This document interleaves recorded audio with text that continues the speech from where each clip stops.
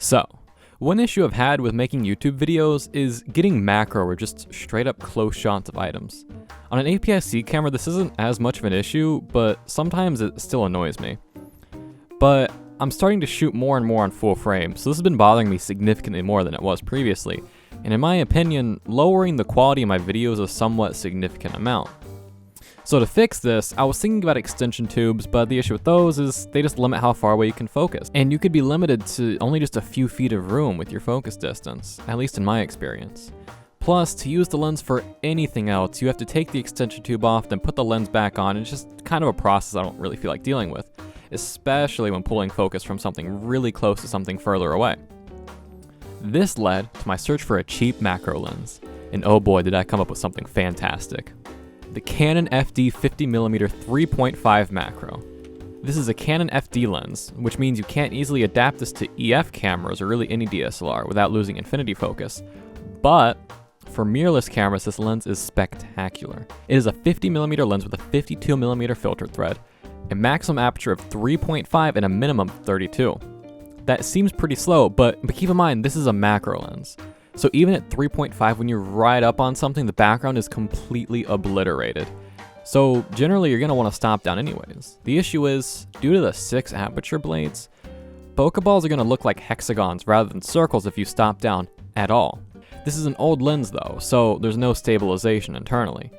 You're going to need a tripod or a camera with in-body image stabilization if you want to slow your shutter speed. It has a minimum focus distance of 23.2 centimeters or 9.1 inches, which if you convert that, it isn't the same amount, so. But to get to that minimum focus distance, this lens has to extend more than a teenage boy at school extending his arms to help someone in need. I had to rewrite that joke to monetize this video. On the bright side though, while extending, the focus ring is incredibly smooth while also being incredibly precise. It's a complete joy using this focus ring. If you get the extension tube for this lens, you can actually get a magnification ratio of 1:2. But I actually didn't get that because I got this lens for $30. That's right, this lens was $30 for me. Granted, that was for me. It probably wouldn't be the same price for you. I got a really great deal. Generally, I see these going for anywhere between $60 and $100.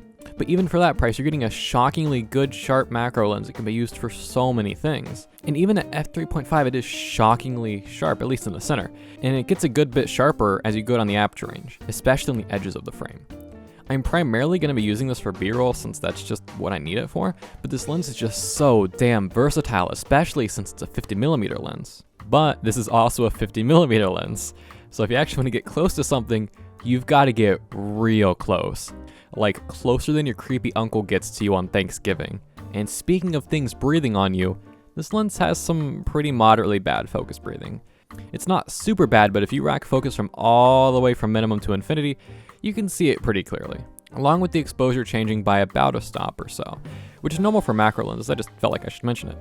In terms of flaring, this lens is really solid and doesn't flare much. Chromatic aberration is also controlled pretty well, along with color fringing. I can't speak for the SSC version, but I'm assuming it shows a somewhat similar performance. So, in conclusion, this lens is spectacular.